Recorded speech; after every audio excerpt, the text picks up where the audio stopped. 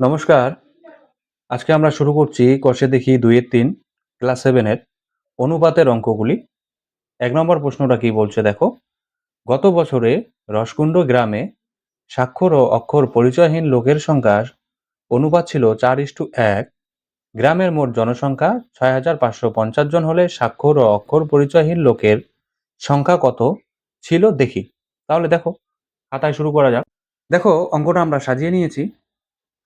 তাহলে আমরা শুরু করব এভাবে যে স্বাক্ষর ও অক্ষর পরিচয়হীন লোকের সংখ্যার অনুপাতটা আগে লিখে নেব।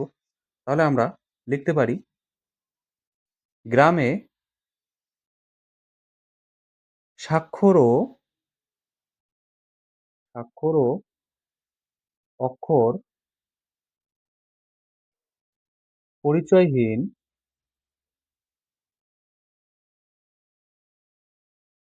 পরিচয়হীন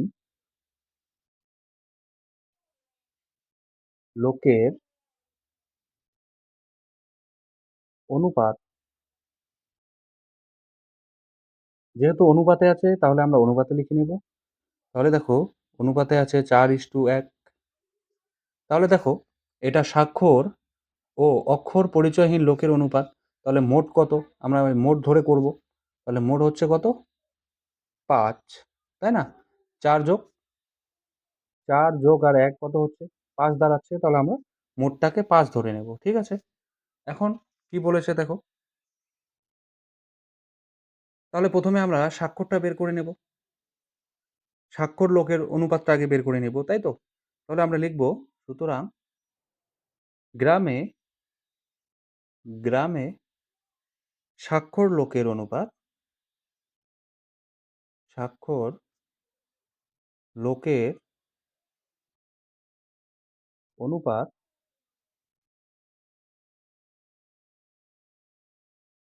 সমান, সমান। তাহলে মোটটা কত? তোমরা জানো মোটটা আমরা সবসময় নিচে লিখি। তাহলে নিচে ৫ আর স্বাক্ষরের কত অনুপাত ছিল? ৪। তাহলে আমরা এখানে ৪ টা লিখে দেব। তাহলে ৫/৪ ভাগ। এটা অংশে আমরা আনবো। ঠিক আছে? তাহলে এখন আমরা গ্রামের অক্ষর পরিচয়হীন লোকের অনুপাতটা বের করে নিব।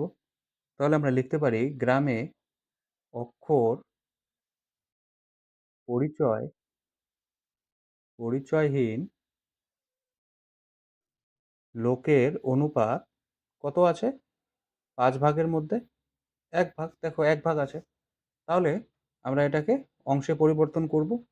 তারপর এখন আমরা লিখতে পারি সুতরাং সুতরাং গ্রামে ৬৫৫০ জন ৫০ জনের মধ্যে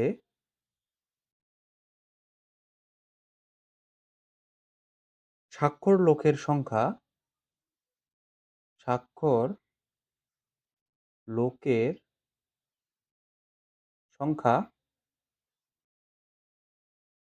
সমান, সমান কত? দেখো, তাহলে স্বাক্ষর লোকেরটা আমরা বের করব এই মোট থেকে, মোট জনসংখ্যা থেকে, তাই তো? তাহলে মোট জনসংখ্যাটা কত? ৬৫৫০ গুণন উপরে ৪ নিচে ৫। তোমরা জানো এই যে স্বাক্ষর লোকের অনুপাতটা যেহেতু ৪/৫ আছে, তাহলে আমরা ৪/৫ দিয়ে করব।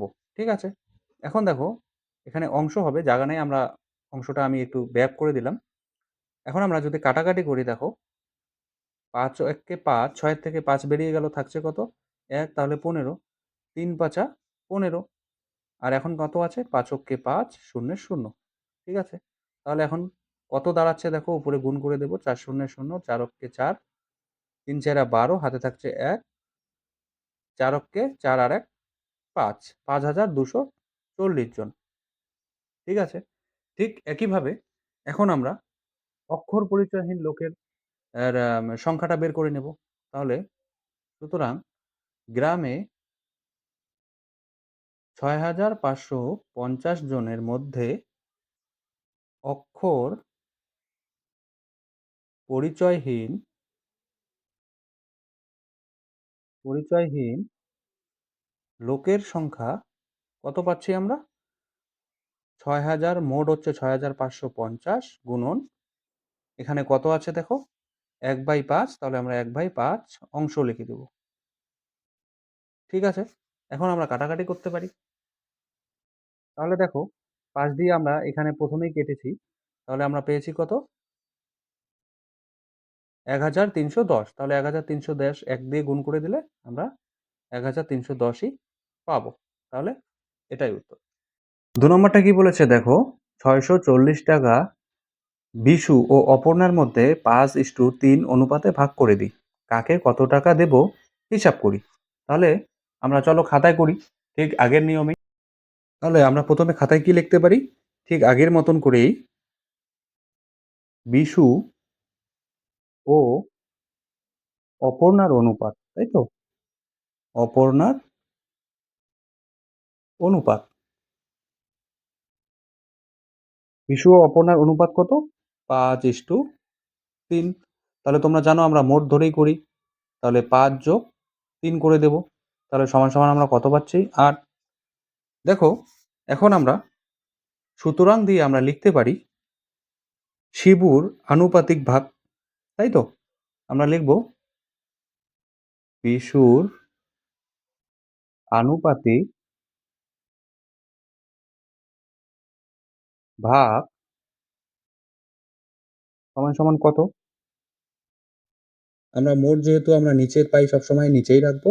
আর বিশুর আনুপাতিক ভাগ কত? ৫। তাহলে আমরা উপরে ৫ লিখে অংশ লিখে দেব। ঠিক একইভাবে এখন আমরা অপর্ণারটা বের করব। তাহলে আমরা লিখতে পারি অপর্ণার আনুপাতিক ভাগ কত হবে? অপর্ণার আনুপাতিক অংশ হচ্ছে ৩। তাহলে আমরা মোটটাকে নিচে রাখবো, অংশ। ঠিক আছে? এখন আমরা লিখতে পারি যে সুতরাং দেখো এখানে কি বলেছে? ৳৬৪০ ও শিবু ও বিশু ও অপর্ণার মধ্যে ভাগ করে দিয়েছে। তাহলে টাকাটা কত? ৳৬৪০। তাহলে আমরা এখানে লিখব ৳৬৪০ মধ্যে ৳৪০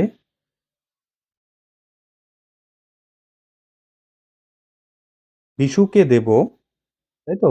বিশুকে দেব কত টাকা? ৳৬৪০ কত অংশ? ৫/৮ অংশ। ঠিক আছে? তাহলে এখন আমরা এটাকে কাটাকাটি করে নেব। ৬৪০ গুণন টাকার বদলে আমরা গুণন দিব ৫/৮। তাহলে দেখো ৮ দিয়ে যদি কাটি ৮ আটা ৬৪, শূন্যে, শূন্য। তাহলে ৫ আটা ৪০। তাহলে কত পাচ্ছি আমরা? আরেকটা শূন্য আছে তাই ৳৪০০। তাহলে বিশুকে দেব আমরা ৳৪০০। ঠিক আছে? এখন একইভাবে আমরা অপর্ণার টাকাটাও বের করে নেব। সুতরাং ৳৬৪০ মধ্যে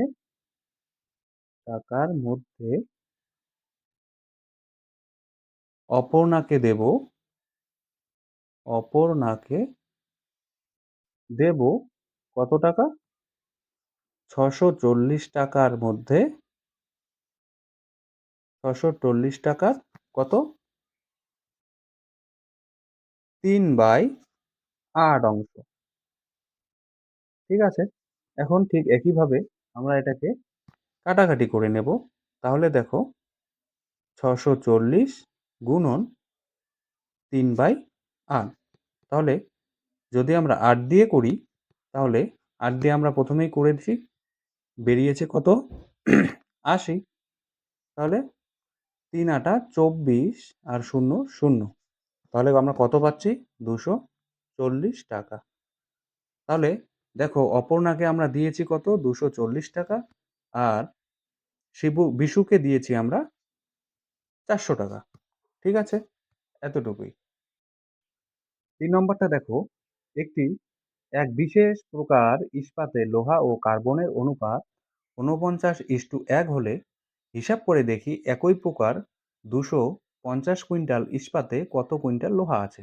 ঠিক আগের অঙ্কটার মতন আমরা এই ২ এর অঙ্কটার মতন করেই করব। ঠিক আছে? চলো খাতায়। দেখো খাতায় আমরা তুলে নিয়েছি। তাহলে ইস্পাতে লোহা ও কার্বনের অনুপাত চেয়েছে। তাহলে আমরা লিখতে পারি ইস্পাতে ইস্পাতে লোহা ও কার্বনের অনুপাত। লোহা ও ইস্পাতে কার্বনের অনুপাত কত? 49:1। তাহলে আমরা মোট ধরেই করব। তাহলে যোগ করে দেব। 49 যোগ 1 সমান সমান আমরা কত পাচ্ছি? 50। তাহলে দেখো এখন আমরা ইস্পাতে লোহার আনুপাতিক ব্যবহারটা বের করে নেব। তাই তো? তাহলে আমরা লিখতে পারি সুতরাং ইস্পাতে লোহার অনুপাতিক অনুপাতিক ভাগ সমান সমান কত লিখতে পারি? তোমরা জানো টোটালটা আমরা নিচে লিখি, তাহলে নিচে 50 উপরে কত থাকবে? লোহার আনুপাতিক হার কত? 49। ঠিক আছে? অংশ। এখন আমরা লিখতে পারি ঠিক একইভাবে কার্বনের আনুপাতিক হার। সুতরাং কার্বনের আনুপাতিক হার কত পাবো আমরা? 1/50 অংশ। ঠিক আছে? এখন আগের মতন করেই আমরা ইস্পাতের যে 250 কুইন্টালে ইস্পাতের কথা বলেছে সেটা আমরা বের করে নেব। তাহলে আমরা লিখতে পারি সুতরাং 250 কুইন্টাল 250 কুইন্টাল লোহার পরিমাণ, এখানে দেখো লোহার পরিমাণ বলেছে যেহেতু সেহেতু আমরা লিখব লোহার পরিমাণ কত আছে? 250 কুইন্টাল 250 কুইন্টাল এর কত অংশ? 49/50 অংশ। ঠিক আছে? এখন আমরা এটাকে কাটাকুটি করে নেব। তাহলে 250 কুইন্টালের বদলে গুণন, উপরে 49 নিচে 50। ঠিক আছে? এখন দেখো এই শূন্য আমরা কাটতে পারি। তাহলে এখানে ৫ ৫ ২৫। তাহলে সমান সমান কত পাচ্ছি আমরা? ৫ নং ৪৫, হাতে থাকছে ৪, ৪ ৫ ২০ আর ৪ ২৪। তাহলে 245 কি এটা কিসের পরিমাণ? লোহার পরিমাণ। লোহার পরিমাণ। ঠিক আছে? দেখো এখানে প্রশ্নে আমাদের জানতে চেয়েছে যে 250 কুইন্টাল ইস্পাতে কত কুইন্টাল লোহা আছে? তাহলে 245 কুইন্টাল লোহার পরিমাণ আমরা পেয়েছি। আমাদের কিন্তু ইস্পাতের কার্বনের অনুপাতটা জানতে চায়নি। কার্বনের পরিমাণটা কিন্তু জানতে চায়নি। তাহলে আমরা কার্বনের পরিমাণটা আর করব না। ঠিক আছে? ৪ নম্বর অঙ্কটা দেখো, কোনো বিদ্যালয়ে ১৪৩ জন ছাত্রীর মধ্যে শুধুমাত্র গান করতে পারা ও নাচ করতে পারা ছাত্রীর সংখ্যার অনুপাত 9:2। যদি আরও ৩ জন ছাত্রী গান করতে আসে তবে গান করতে পারা ও নাচ করতে পারা ছাত্রীর সংখ্যার অনুপাত কত হিসাব করে দেখি। তাহলে তোমরা জানো যে আমরা এতক্ষণ যে নিয়মে করেছি যে ১৪৩ জনের মধ্যে কি নাচ করতে পারা ও গান করতে পারার অনুপাতটা বের করে নেব। তারপরে যে ৩ জন ছাত্রী গান করতে এসেছে সেই গান করা ছাত্রীর সঙ্গে আবার আমরা এটাকে একসাথে করে এর উত্তরটা বের করে নেব। ঠিক আছে? একই নিয়মে এগোবো। তাহলে তোমরা দেখতে থাকো।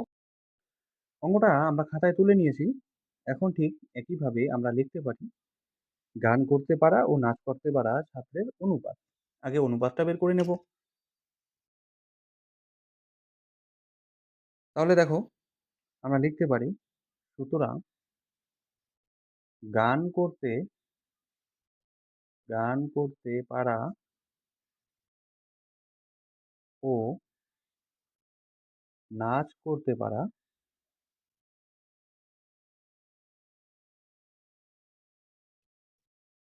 ছাত্রীর অনুপাত, তাই তো? ছাত্রীর অনুপাত,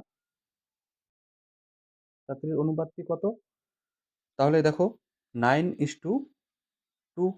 তাহলে আমরা এর মোট ধরে নেব। 9 যোগ 2 সমান সমান কত পাচ্ছি? 11।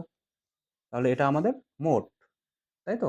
নাচ ও গান করতে পারা ছাত্রীর অনুপাতের এটা মোট পেলাম আমরা। এখন আমরা লিখতে পারি, সুতরাং গান করতে পারা ছাত্রীর আনুপাতিক ভাগটা বের করে নেব আগে, তাই তো? গান করতে পারাটা আগে। তাহলে গান করতে পারা ছাত্রীর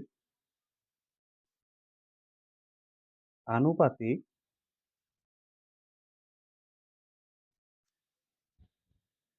ভাগ কত পাবো আমরা? সমান সমান গান করতে পারার অনুপাত হচ্ছে 9, আর মোটটা আমরা নিচে দিয়ে দিব অংশ। ঠিক একইভাবে আমরা নাচ করতে পারাটাও বের করে নেব। নাচ করতে পারা ছাত্রীর আনুপাতিক ভাগ, তাহলে আমরা লিখতে পারি 2/11 অংশ। ঠিক আছে?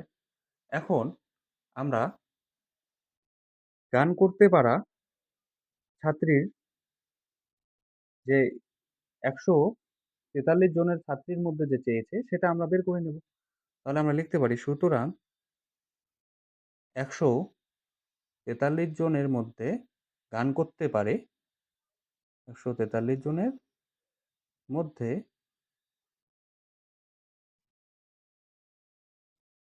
গান করতে পারে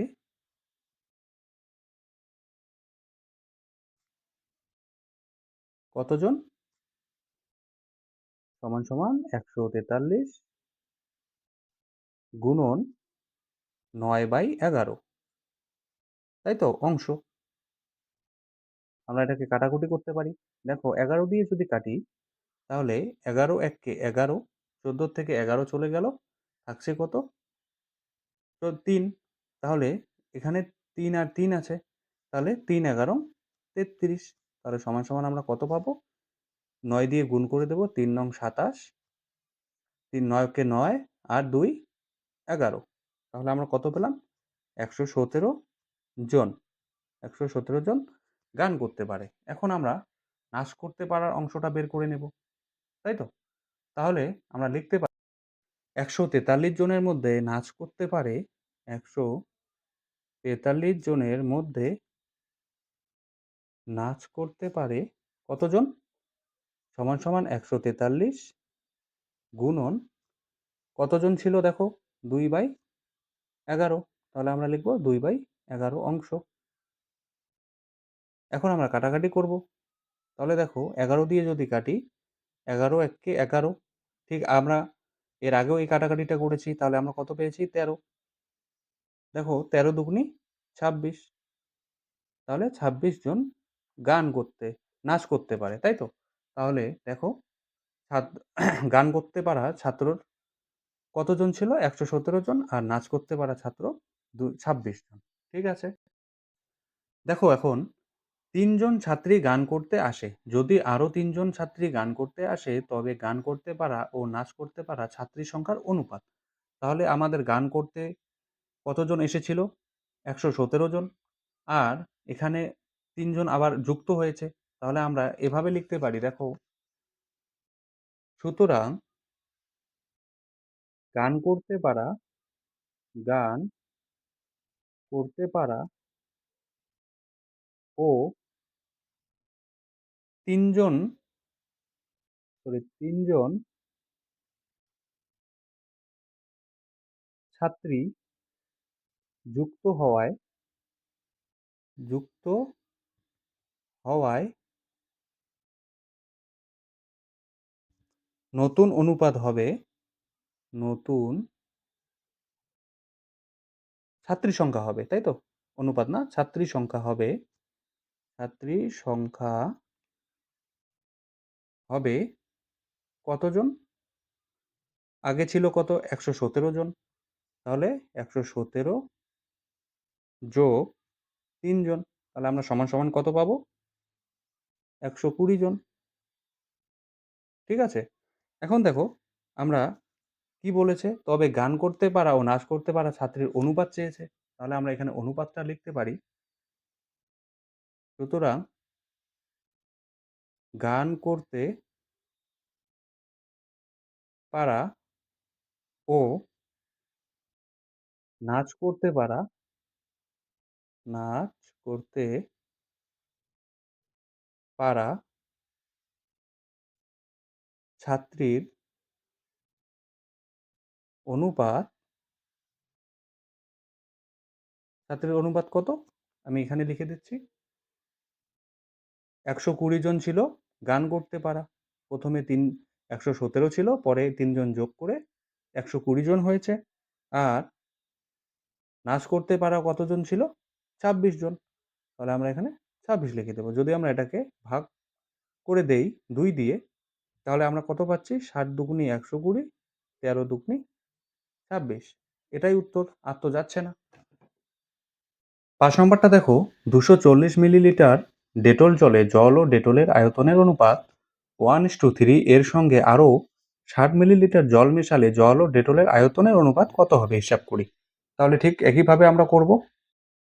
তাহলে 5 নম্বর দিয়ে আমরা লিখতে পারি, প্রথমে আমরা অনুপাতটা বের করে নেব। তাহলে আমরা প্রথমে লিখতে পারি ডেটল জলে, তাই তো? ডেটল জলে, ডেটল জলে জলের ও ডেটলের অনুপাত, ডেটলের অনুপাত, ডেটল জলে ডেটল ও জল ও ডেটলের অনুপাত কত আছে? সমান সমান দিয়ে আমরা লিখতে পারি 1:3। তাহলে আমরা মোট ধরে নেব। যদি আমরা মোট ধরি তাহলে তোমরা জানো আমরা এটাকে যোগ করে দেব। তাহলে 1 যোগ 3 সমান সমান 4। এখন আমরা লিখতে পারি প্রথমে জলের আনুপাতিক ভাগটা বের করে নেব। তাহলে সুতরাং লিখব জলের আনুপাতিক ভাগ, আনুপাতিক ভাগ, আনুপাতিক ভাগটি কত? দেখো মোট হচ্ছে 4 আর জলের আনুপাতিক ভাগ কত ছিল? 1। এটা অংশ হয়ে যাবে। তারপর দেখো একইভাবে আমরা ডেটলের আনুপাতিক ভাগটাও বের করে নেব। তাহলে আমরা লিখব ডেটলের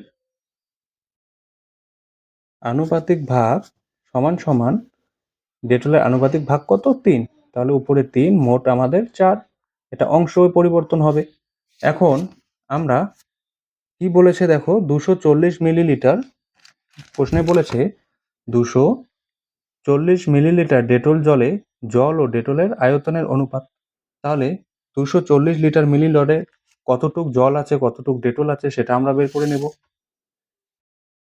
সুতরাং দিয়ে লিখব 240 মিলিলিটার, মিলিলিটার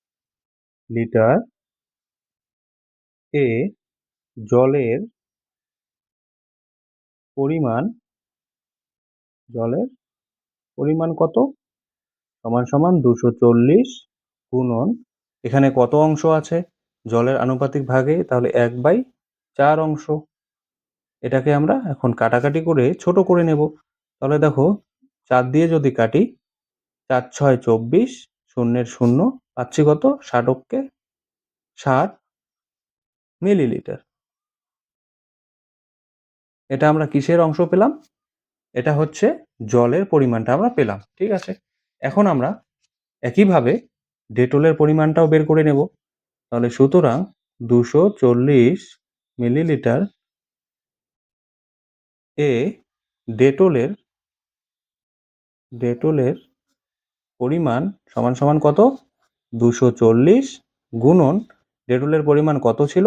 3/4 অংশ, সরি 3/4 অংশ। তাহলে আমরা সমান সমান দিয়ে কাটাকুটি করে দেব। তাহলে 4 দিয়ে যদি কাটি তাহলে আমরা এখানে 60ই পাচ্ছি। তাহলে 3 দিয়ে যদি গুণ করে দেই, 3 শূন্যে 0, 3 6 18 মিলিলিটার, তাই তো? এখন দেখো প্রশ্নে বলেছে কি যে এর সঙ্গে আরো 60 মিলিলিটার জল মেশালে, ঠিক আছে, 60 মিলিলিটার জল মেশালে, তাহলে আমাদের জলের পরিমাণটা কত ছিল? জলের পরিমাণ ছিল 60 মিলিলিটার। আবার যদি নতুন আবার 60 মিলিলিটার জল একসঙ্গে করা হয় তাহলে সেটা কত দাঁড়াবে? 240 মিলিলিটার জলের ভেতরে দেখো জলের পরিমাণ আমরা 60 মিলিলিটার পেয়েছি। তাহলে নতুন করে যদি আবার 60 মিলিলিটার জল যোগ করে তাহলে আমরা কত পাবো? তাহলে আমরা এভাবে লিখব, সুতরাং 60 মিলিলিটার জলে 60 সরি 60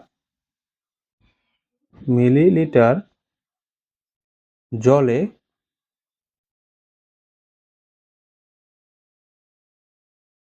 আরো 60 মিলিলিটার জল যোগ করলে যোগ করলে নতুন পরিমাণ হবে, নতুন পরিমাণ হবে, আগে কত ছিল 60, নতুন কত হয়েছে আবার 60, তাহলে আমরা টোটাল কত পাচ্ছি? 120 মিলিলিটার, মিলিলিটার, ঠিক আছে। এখন আমরা এটার অনুপাতটা বের করব। দেখো প্রশ্নে বলেছে যে 60 মিলিলিটার জল মেশালে জল ও ডেটলের আয়তনের অনুপাত কত? তাহলে আমরা লিখতে পারি, সুতরাং দিয়ে তাহলে লিখব ডেটল জলে ডেটল জলে জল ও ডেটলের ডেটলের নতুন অনুপাত, নতুন অনুপাত কত পাচ্ছি আমরা? দেখো সমান সমান দিয়ে আগে ছিল 100 জলের নতুন জল এবং 240 মিলিলিটার জলের ভেতরে 60 মিলিলিটার পেয়েছি, আর নতুন জল মিশিয়ে আমরা টোটাল 120 মিলিলিটার পেয়েছি। তাহলে 120 মিলিলিটার ইস্টু, আর আমাদের ডেটলের পরিমাণ কত ছিল? 180 মিলিলিটার। তাহলে এটাকে আমরা ছোট করে নেব। যদি ছোট করে নিই তাহলে দেখো 10 দিয়ে যদি কাটি, 10 12 120 ইস্টু 10 18 180, ঠিক আছে। এখন আমরা এটাকে যদি আরো ছোট করি, 6 3 দিয়ে যদি করি, 3 4 12, 3 4 যদি 12 হয় তাহলে 3 6 18। আবার যদি ছোট করি, দেখো 2 দুগুনি 4, 3 দুগুনি 6, তাহলে আমরা কত পেলাম? 2:3। এটা হচ্ছে আমাদের অনুপাত।